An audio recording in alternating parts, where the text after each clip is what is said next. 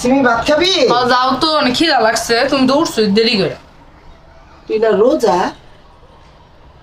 আয় না।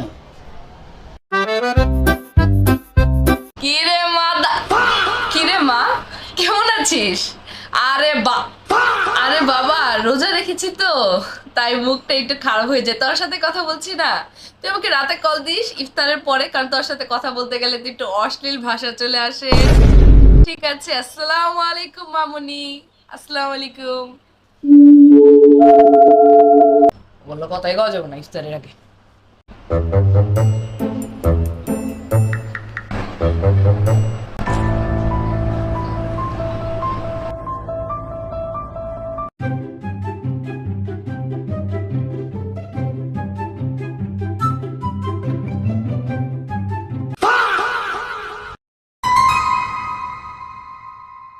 দেখা তো অনেক লোভনীয় লাগতেছে রে, আমি যদি খাইতে পারতাম।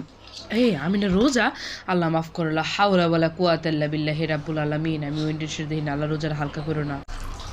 যদি আমি ভুল করে পানিটা গিলা খাই ফেলে এমন করে, হ্যাঁ সত্যি করে তো খাই লেছি। আল্লাহ রে মাফ করে দিও, তোবা তোবা তোবা। সিমি ভাত খাবি? যাও তো, অনেক খিদা লাগছে, তুমি দৌড়ছো দেরি করে। তুই না রোজা?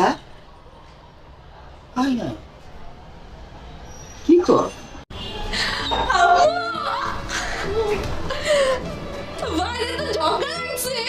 চলো দেখি গা। এত খুশি আর কি আছে? হ্যাঁ, তুই না রোজা? তো আমি রোজা রাখছি, ওরা ঝগড়া করতেছে, চলো আমরা একটু দেখি গা। মজা লাগতেছে, মারামারি, রিক্সা আর ভ্যান গাড়ির মধ্যে মারামারি লাগছে। ওরা রোজা রাখে না, যা মন চায় তাই করুক গা। তুই এত মজা নিয়ে দেখতাছ কে? তোর তো মনে হচ্ছে তুই আরেকটা ইবলিশ, রোজা রেখে ইবলিশ পানা।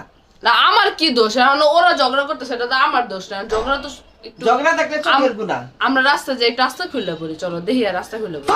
মানে ঝগড়াও দেখো, মাস্তা ফিরলো বলো। লা হাওলা ওয়ালা কুওয়াতা। চিল্লানি আওয়াজ দিতেছে। চলো দেখি গা। হ্যাঁ,